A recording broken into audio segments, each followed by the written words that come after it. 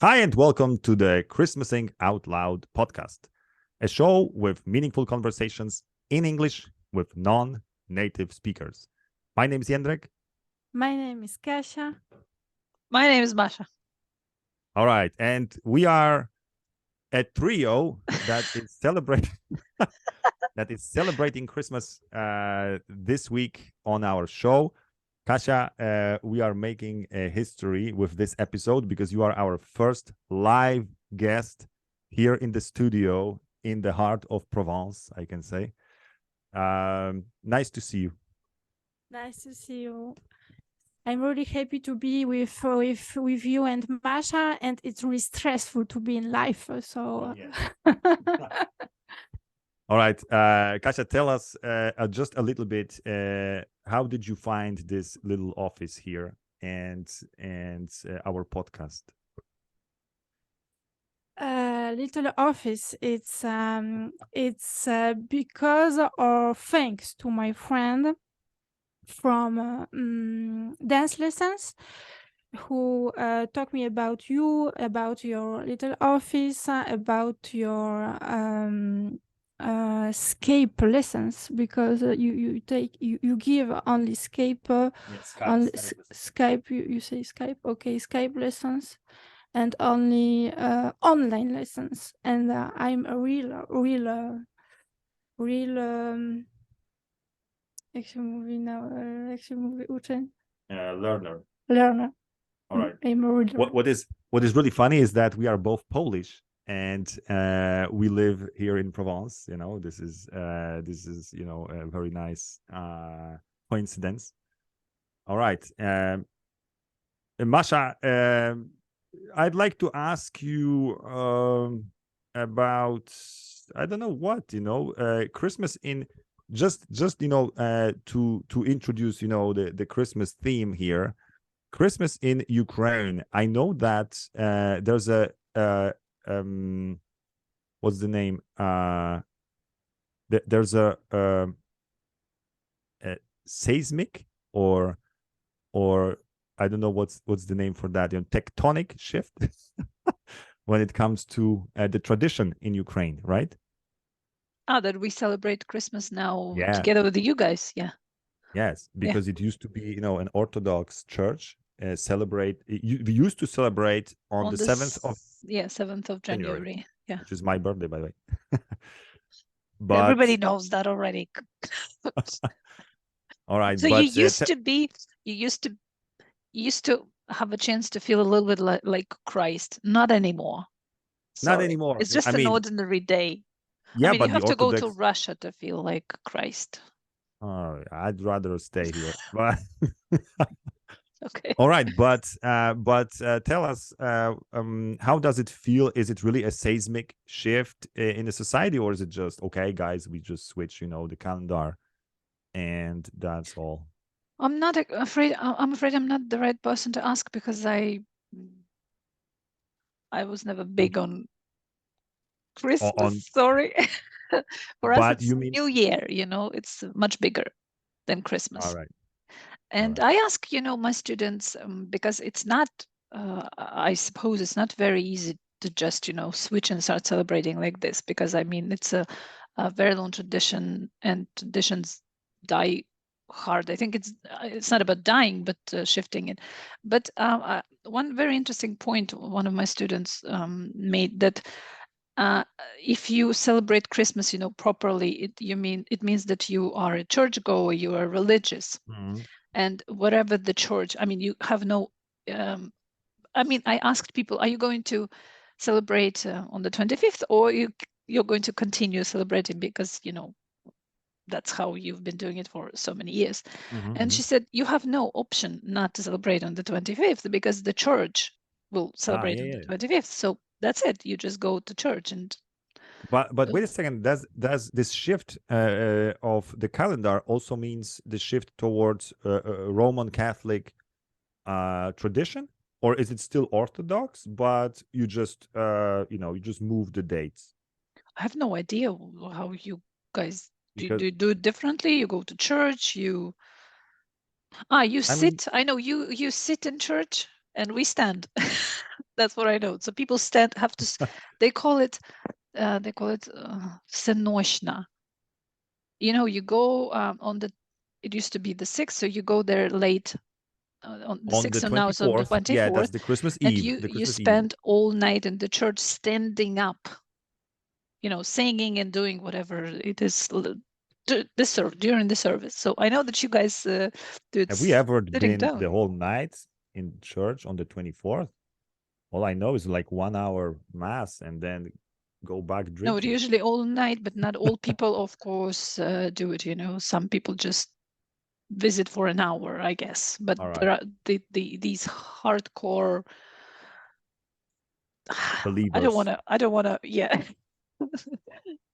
Because I'm not. All right, great. Kasia, what is Christmas to you? I mean, is that any special time at all?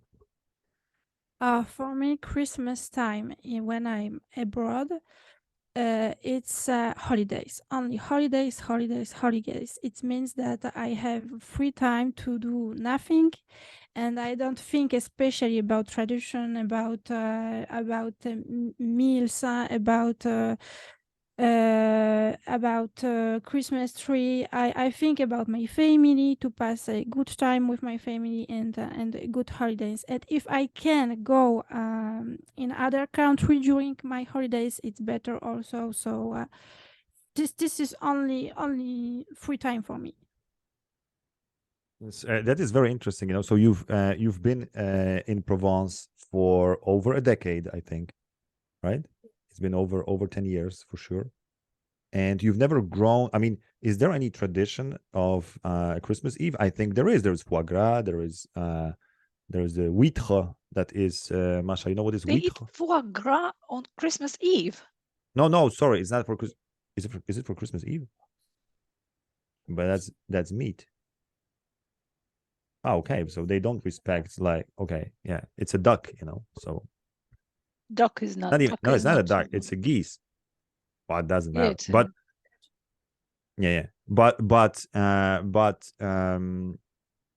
wanted to say is that you've never kind of grown into this tradition here of celebrating the way it is celebrated here in Provence, like, you know, having some specific dishes and so on.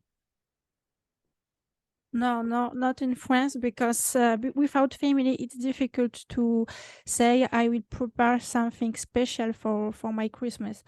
So very often it's only travel, or yes, for New Year Eve maybe it's foie gras, like you said, it's not for Christmas, it's for New Year Eve. Yes, and this is it. All right.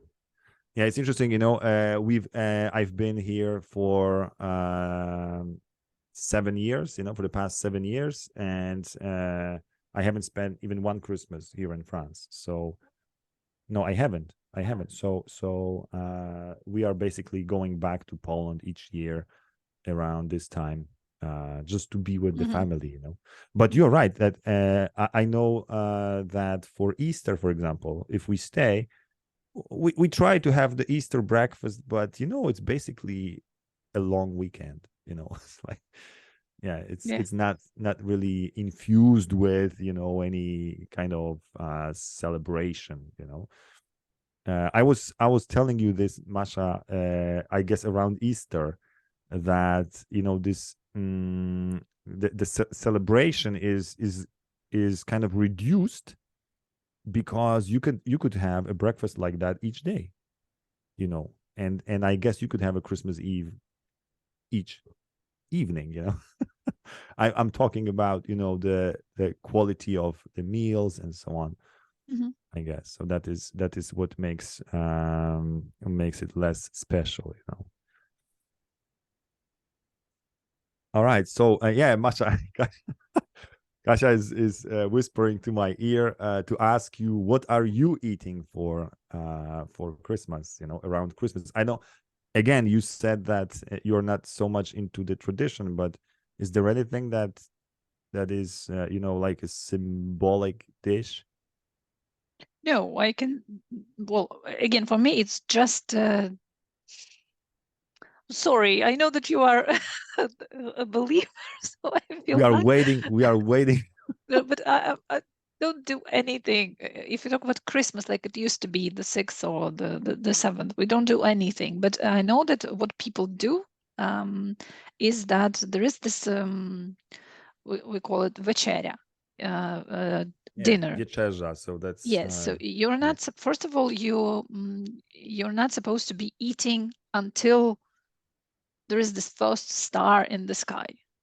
When there is this first star in the sky, thank God it's dark, at this time of year. You don't have to wait till it's around 4 p.m. luckily, because not 4, maybe a bit later. Yeah. And then you're supposed to have 12 dishes. Yeah. Yes, just like in Poland. But Ukrainian women are very don't know the word, resourceful or industrious, and they count bread. And so no, but I mean, guess you it don't counts. have to. I don't know. You don't have to does cook. it count? Does the bread count as a dish? Everything that's on the table, everything that's on the table, it counts as a dish, Yeah, so well, I wouldn't. I mean, if I if you've had got to some throw a beans, dinner like this, I wouldn't count bread as a dish. But yeah, you're right. You're right. But yeah, so that's it. And you and this is oh my God, there's this 3 dinners, one on Christmas, then another one on this, what is it called? Chrещение, водохреща. What would it be in English even? When the Christ was christened, baptized in water. Baptized. And then there is another one. So there are 3 dinners. One of them with meat. I'm not really good at it, but the one on Christmas Eve, you would usually, it would be very quiet celebration. There's no tree, no presents, nothing. You will just probably go to your parents and bring. I remember one year when my family was very, very young. My mother-in-law tried to force me into. She said that you must cook this dinner and bring it to us. And I think I just okay, doesn't matter. So usually you would usually have to go probably to your parents or somehow gather together, and it will be just quiet dinner. That's it. No jingle bells, nothing. That's Christmas. And all this stuff, jingle bells and very, very carols, extravagant table. It's New Year's Eve. All right. This is where foie gras comes in, or equivalent of it, and people would go to great lengths. I mean, on the 1st of, just to put you in the picture, so one day, on the 1st of January, I woke up and realized that I have no milk, in the fridge for my morning coffee. And I went to first of all, shops open, late. You mean on the 1st they're open? I mean, in Ukraine, all food shops would be working, but they start later. Maybe not at 8, but at 10 or 11. All right. And I went to my nearest, convenience shop, and the shelves where you have mayo, they were empty. Like on the first day of the war, on the 2nd. Yeah. So you can imagine, people buy a lot of food and they cook a lot, and then they eat all this for, I don't know, 3-4 days. There are so many memes we have, like on the 31st, you try and open the fridge and your mom like, no, that's all for New Year. And then on the 3rd of January, eat all this. It's it's going bad. Just guys, stop yourself with it. That's how it is. Yeah. And you have this Christmas tree and presents and God knows what you can come up with. That's New Year for us. All right. I think, Kasia, in our tradition, the New Year or the New Year's Eve is just a party, but I think it's not even. It's very often not a house party, but so you don't actually host these guests, but you go somewhere, right? To a club or a restaurant or whatever.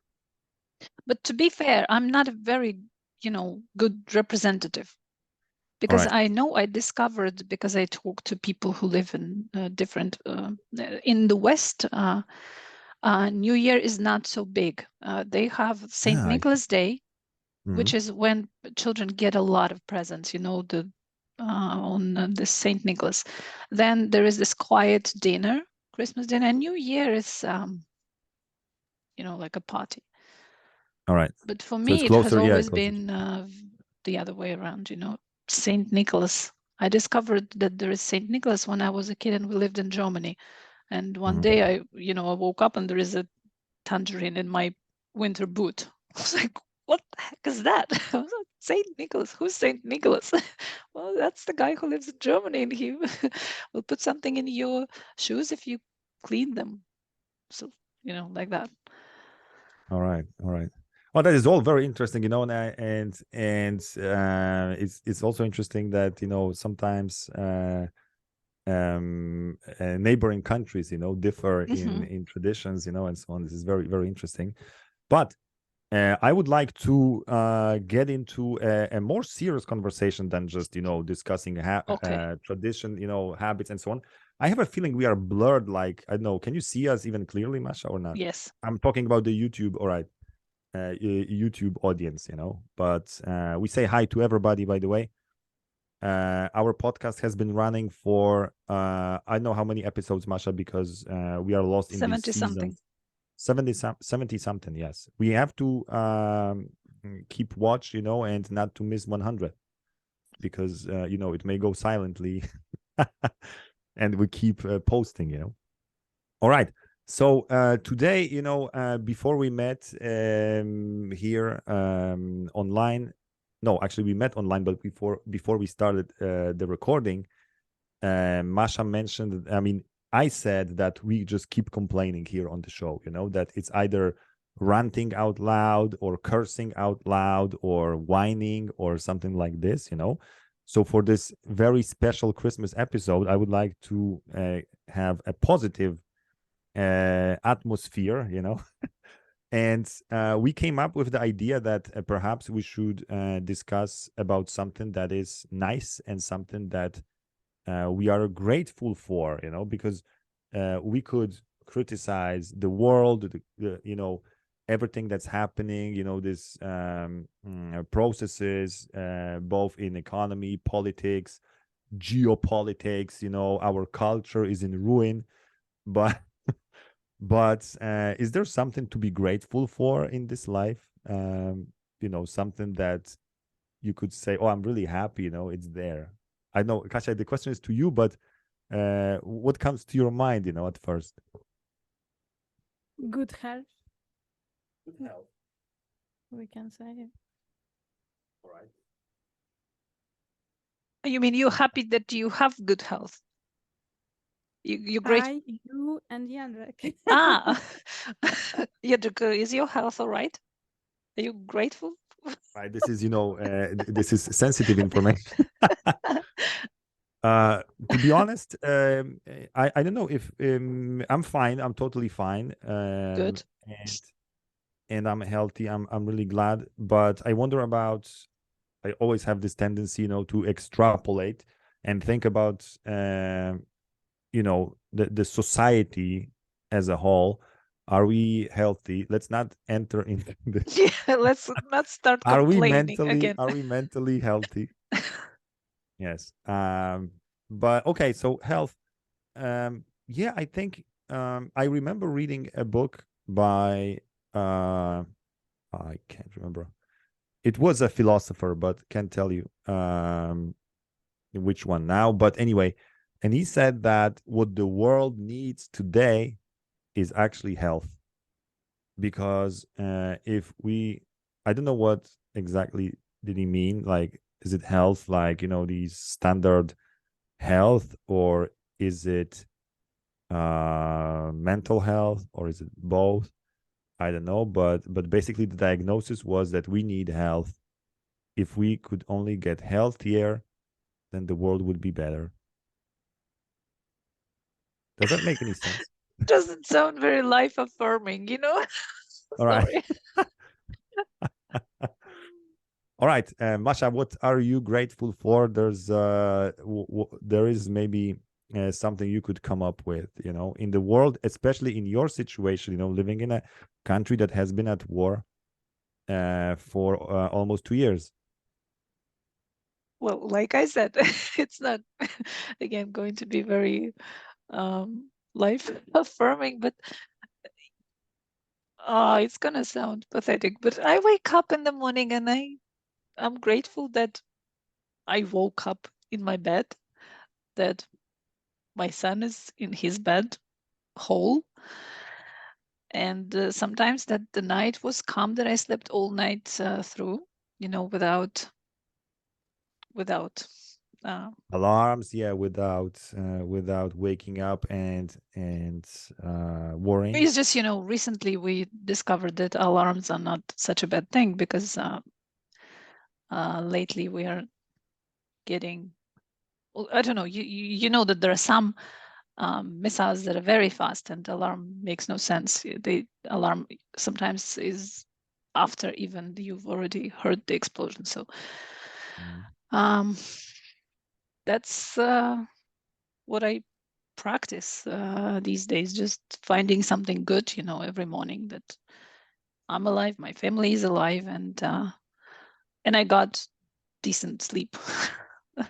Yeah, we don't appreciate this normally, you know, as we live daily, because you know we take it for granted, you know. Oh, sure, Yeah. I'm alive, you know. Yeah. It takes a major, you know,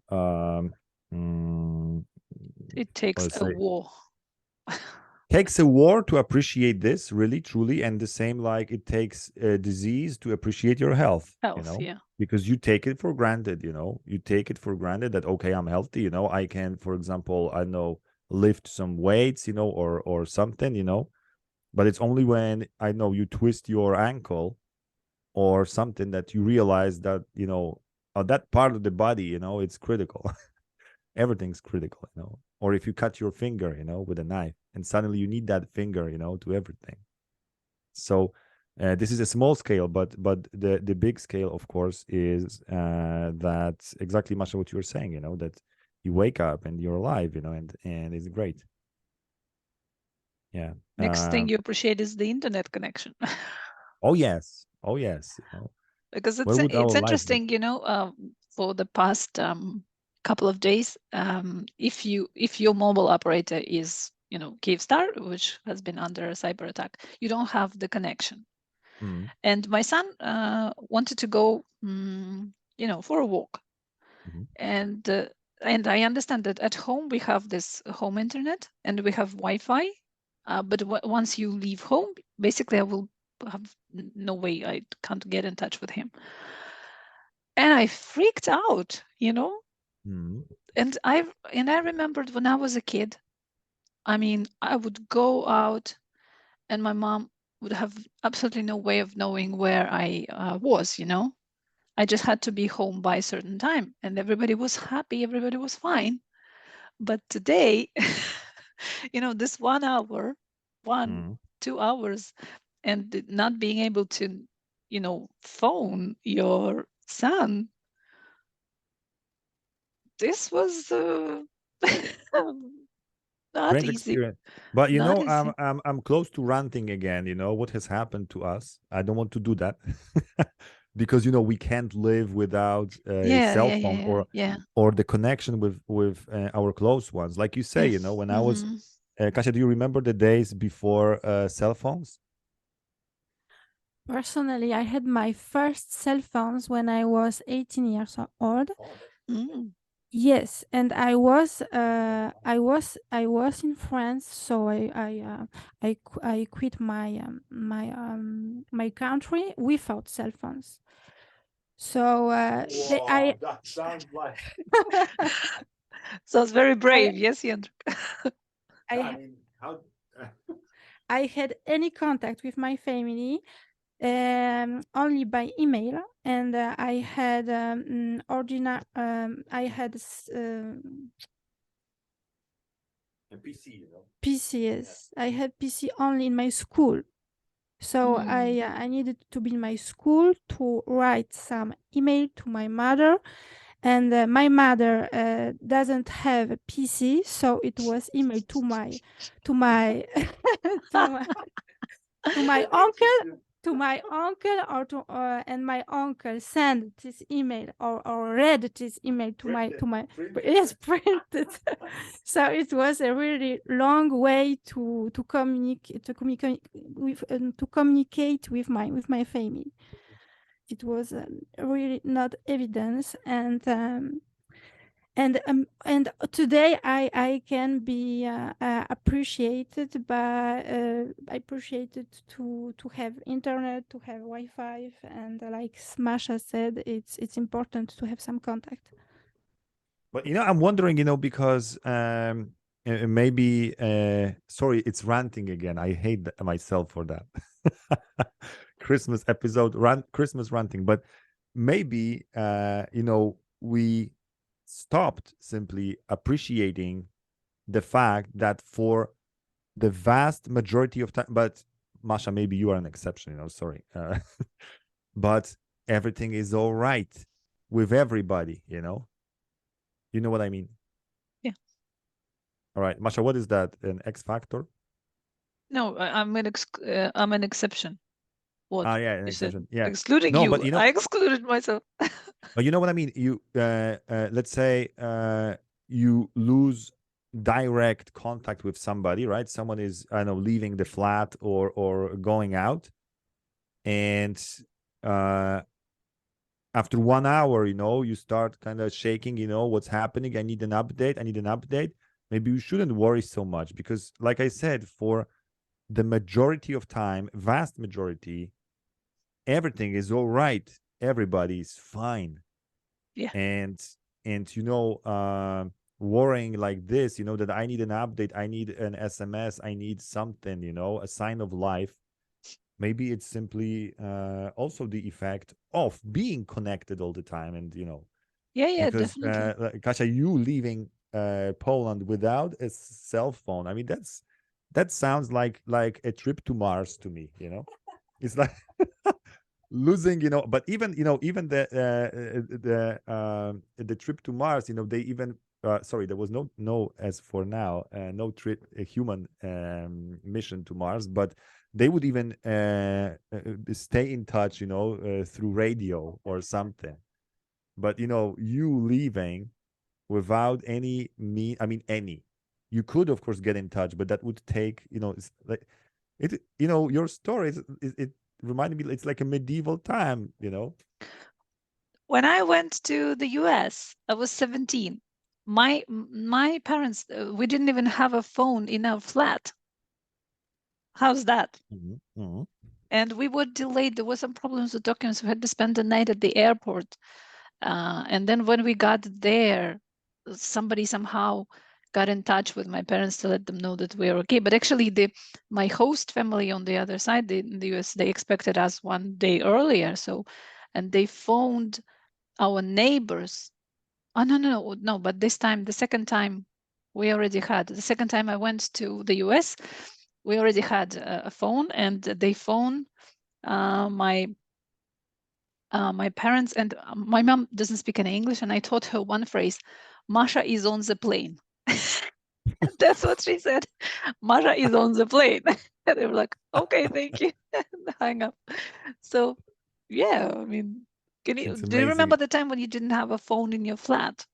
I don't know how old you are, guys. We had our first stationary or ground line phone installed quite late. And yeah, I remember, but still, I was a kid. I was around, I don't know, 8 or 7 years old. I can't remember now. I was 17. Yeah, but that was anyway. It was a big event, I remember. But I'll tell you what.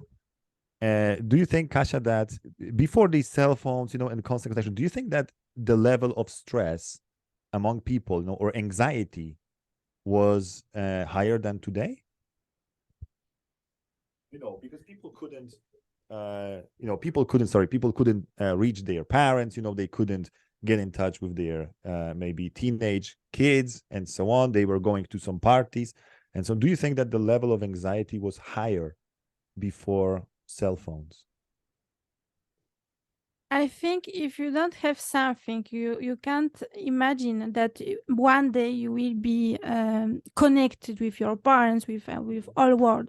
So if you don't have this conscience that you don't have it, you don't have regret. Like Masha said before, you can go out and play, and your parent doesn't know where you was.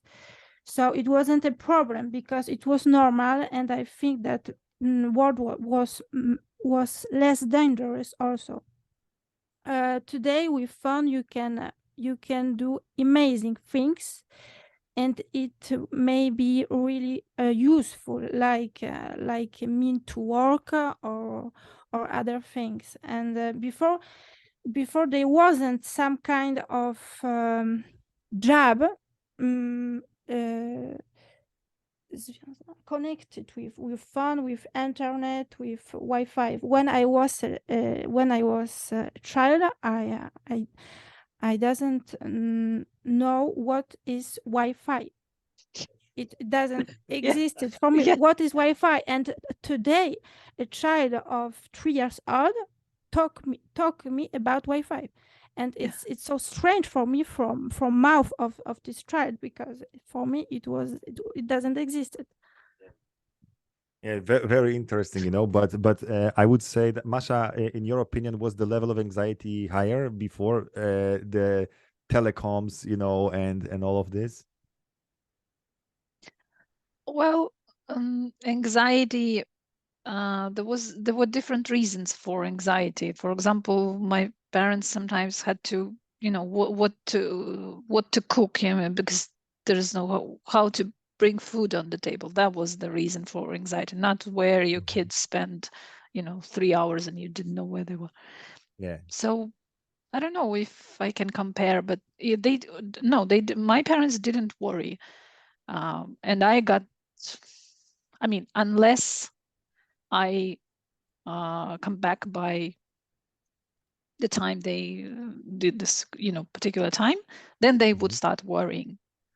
Yeah, I But remember, I remember now when I was a kid, and my parents would sometimes go shopping, and in the afternoon, so and I would stay, I would watch TV or do whatever.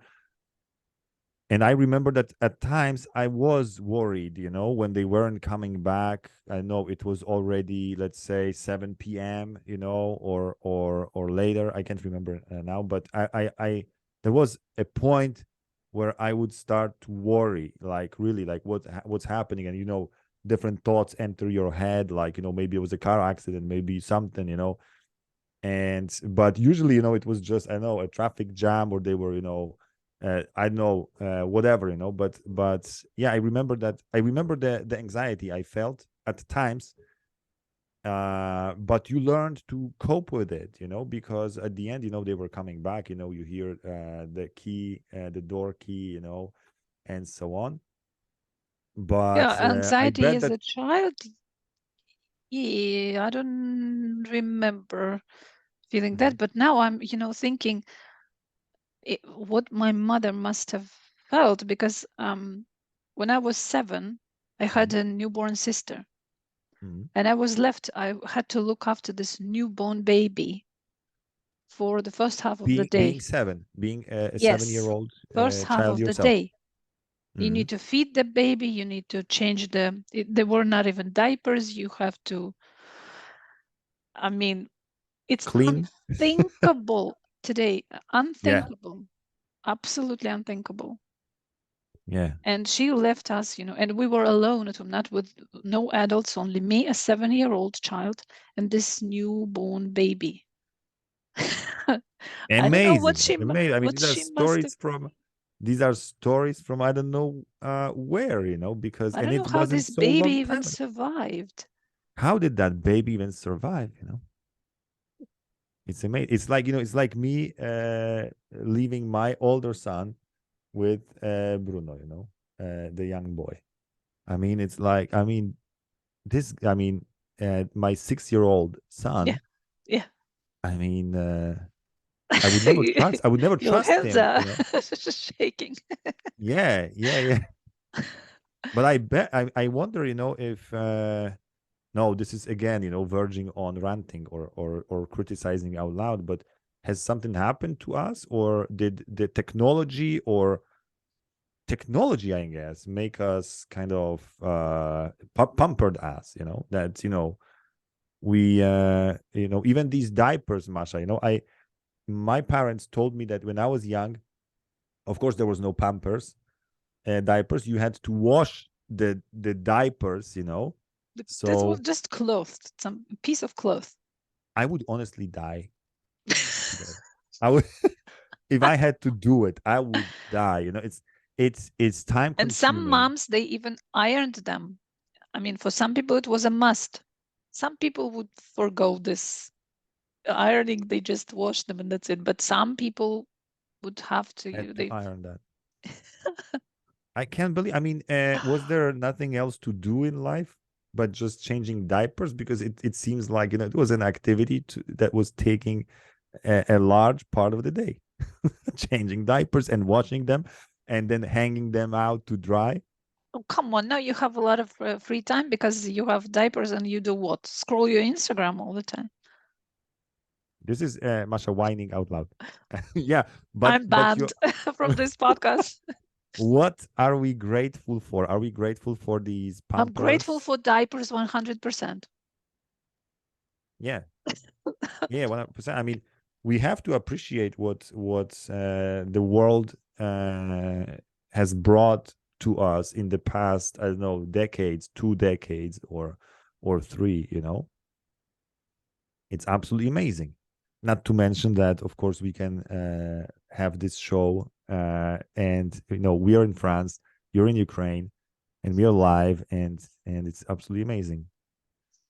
And we have our listeners, let's not forget about this, who listen to us, who are right now either cleaning, preparing Christmas, or they are in the gym, or they are walking their dogs. It's absolutely amazing. Imagine this, you're walking with your dog in the park, and you've got your Bluetooth earphones. This is all connected to your smartphone, and the smartphone is connected to the internet, and the internet has this fantastic show somewhere in the cloud. It's absolutely amazing. And you're streaming this. We should be grateful for that. We definitely should. All right, great. I wonder if there is anything else to gratefulness, Masha, that we could actually dig a bit more into, like where is gratefulness coming from? I know I'm just asking, a random question that I don't know where it's going, but how come I mean, how come some people are not grateful for everything that we have, even the doctors, the whole thing that we've got? Any idea, Kasia? Why some people are not really grateful for this? If you have too much and you want much and more and more and more, I think that you are never grateful for anything, because when you wake up, you don't think like, Masha, yes, I'm alive, yes, it's great, I'm grateful. But this kind of person I think I need to pay more, earn more, and I have more and more problems because I want, for example, earn more.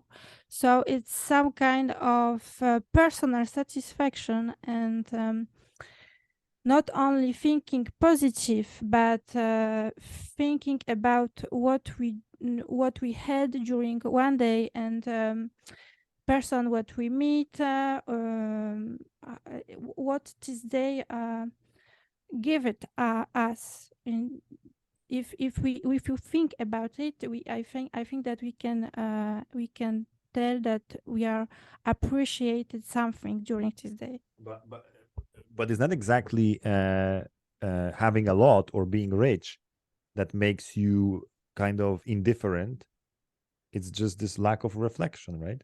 You need to remember about these diapers, that washable, or you need to remember about that, or have it, have this kind of context to appreciate what you have. So I guess, but I wouldn't say that, if you're affluent, if you have, I don't know, a lot, then you automatically become kind of, what is, Masha, the opposite to grateful? Ungrateful? Ungrateful?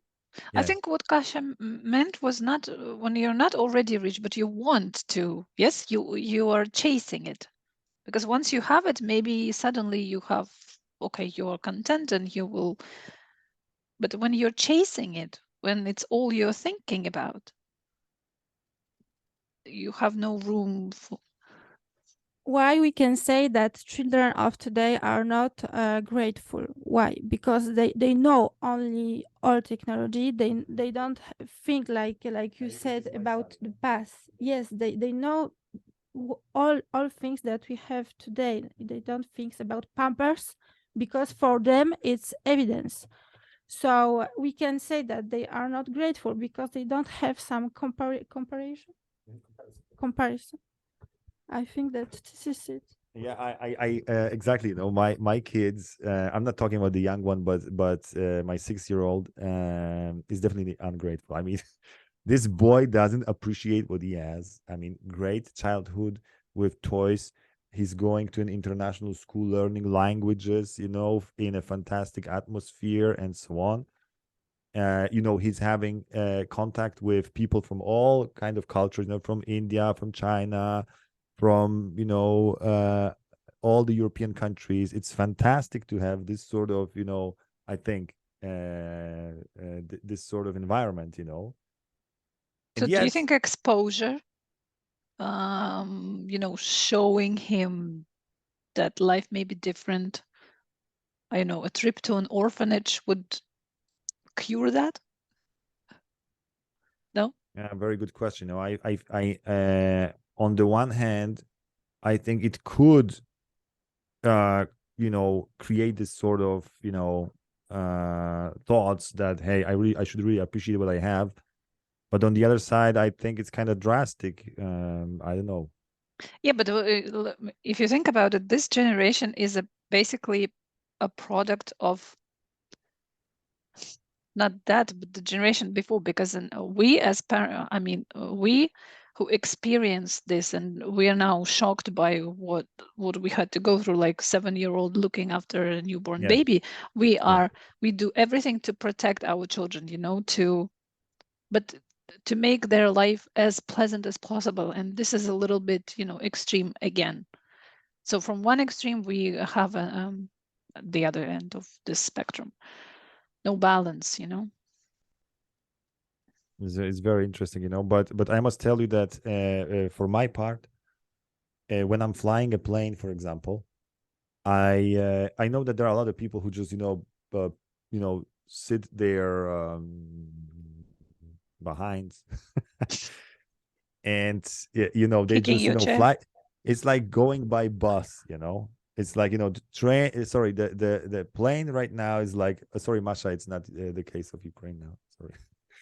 But it used to be, it used to be, and I'm pretty sure it will be, but like flying a plane is something so ordinary, and with the cheap airlines, it has become almost, I know, a major means of transportation, and, you just hop, on the plane, and then 2 hours later, you're on the other end of the continent, you enjoy your holidays, you come back.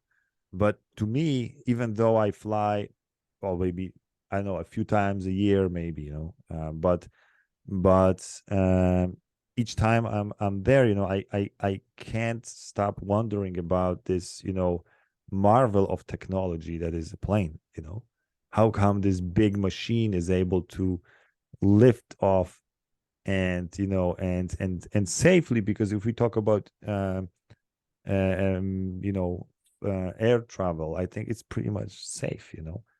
unless there is some weirdo who wants to hit, you know, the Alps. But what if you had to fly every week? Yeah, I think it would. Yeah, it would definitely become mundane, and I would probably lose this feeling of an exceptional, you know, a marvel of technology for sure. But I think it's the same, Masha, with trains and buses, because on the other side, you know, even a bus, it's also an amazing thing, you know. My little son, I come back to kids, when he sees a bus, it's like, you know, it's amazing. He's always pointing a finger, you know, and he's doing psst, psst, you know, because this is what the bus is doing, you know, psst, when it opens That's the the door. sound we have for very different things. All right. No? No, I mean buses, you know, when they open the door, I mean Yeah, that's the sound city they make, buses. but well, do you understand what I'm talking about? What? Well, that's the sound. Psst. Say snake? No. So when I'm sorry, but sometimes you need your child to go pee. Like, because you're going somewhere, to some event, and you know that it must be done before. So you would take him to the bathroom and make this sound, and it will. Really? Yeah. Oh, It will it's not. happen. Kasia, it does. Do you know that? You need to No, I mean, turn on it's that this sound. It's some association or something. This, for example, if you turn the water on, the very sound interesting. of running No, water I would. can Yeah, you're right. You're right. speed up. Absolutely right.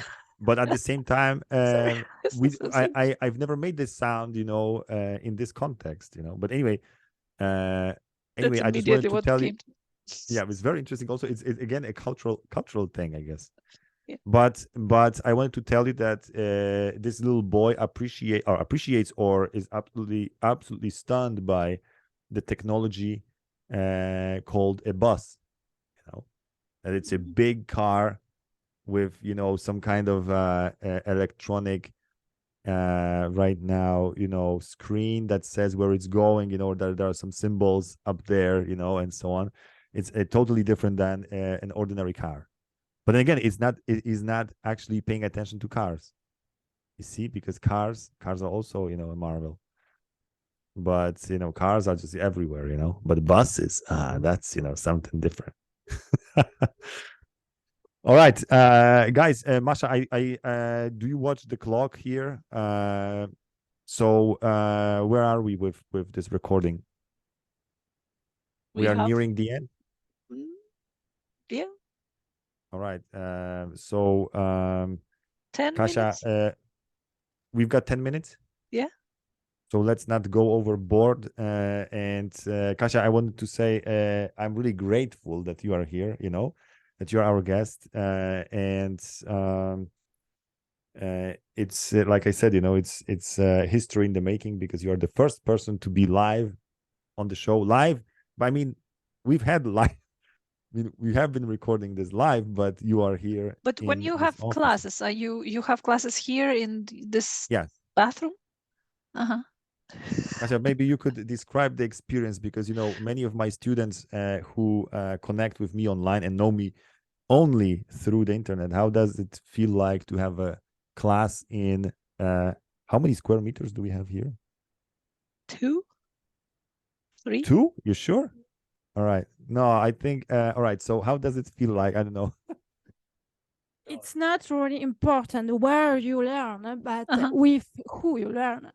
So for me, it's really important to have a Polish teacher with a Polish accent and not French accent. So for me, it's great. And when they are good weather, we can go out. We have terrace. Yeah, we have a beautiful terrace here. It's true, you know, that is. But it's actually interesting, you know, that in this little room, I'm sometimes having actually 2 people here. So imagine this, there are 3 of us. So there are 3 of us, you know, it's kind of, you know, anyway, but people like it, you know. But I guess it's true. I mean, the conditions for learning are important, but on the other side, it's not so critical, you know. I could have a beautiful class. But was there anything, because you the first time you met, you know, like this, not online, yeah? but because I wanted to ask a question. When you know a person first meet online and then you meet them, in person, there's something usually, wow, okay, I thought he was whatever, taller, smaller, or slimmer, or something like this. So you don't have this experience, yes, of comparing. No, because online we've actually never had an online class, Kasia, right? It's we only meet like that, en présentiel in French, which means in the presence of each other, Okay. All right, great. Anyway, Kasia, thanks a lot for being here. It's been a pleasure, and thanks for your contribution to our show, and also for being our listener. All right, Masha, I think that's it. People need to make their pierogi, and prepare other dishes, So we are not going to steal this time necessary. But you can make pierogi and listen to the podcast. Yeah, but shouldn't you be listening to some George Michael Christmas? What is Kasia, your favorite Christmas song ever, all time favorite? Is it Last Christmas? I like a song of Mariah Carey. Oh yeah. With a beautiful decoration and great choreography. Well, I talk about the clip also. Yeah. Yes, clip and song. Song and clip is really great. And Masha, what is your? No, I think I want to be the last. Masha, what is your? Mine because is I maybe Pentatonics. What? Pentatonics is a band. They sing a cappella and they have a song, Christmas. That's the What's Christmas to Me? Something like this. It's called. It's absolutely beautiful. You should put it in the description. Yeah, I mean, I'm going to. Fireplace is burning bright, shining down on me. Oh. I can't say it rings a bell. Pun intended. I mean, it's great. It's absolutely great. Great. So we are going to link this in the description. And I think when I don't know exactly, but I think I would go for Chris Rea, Driving Home from Christmas. Is it Chris Rea? Yes, I think it's Chris Rea. Yeah, Driving Home from Christmas. What a great song, And it's I know it stirs something in me, that he's far away, but he's driving home for Christmas, and there are other people who are also driving home for Christmas, and they're all together in this, whatever, stuck in the traffic jam or somewhere, but they have this one thought, of coming back home. All right, thanks so much for this fantastic meeting, Christmas meeting, and I would like to wish everyone Merry Christmas and a Happy New Year. Kasia, is there something you are wishing our listeners? Can I wish a Happy Christmas to my family? Of course. I will send this podcast to my family, so Merry Christmas, everybody. Right. And thank you for having me. I'm really appreciated to pass this moment with you. Right, Masha. So was it stressful? You were nervous at the beginning. Yes, it's always stressful and still stressful. Oh. That's what it is, It's not Masha, but we are veterans, It's been 70 something episodes, You feel like, we feel at ease. All right, Masha, would you like to say something to your family and friends when you are still on air? Yeah, using this chance, like there are shows on TV where people say, "Oh, using this chance, I'd like to use this opportunity to say hi to my Vasily Ivanovich, mother-in-law." Yeah, or something like this. No, I'd like to just wish everybody a calm Christmas and appreciate these little things, unimportant maybe, but yeah, that's my wish. And this was another the second Christmassy episode, or third Christmassy Christmas episode of the Thinking Out Loud. I hope we'll have the fourth. Yeah, We will live So till thank you for being with us these 3 Christmassy episodes. And what else? Stay tuned for the next one. All right.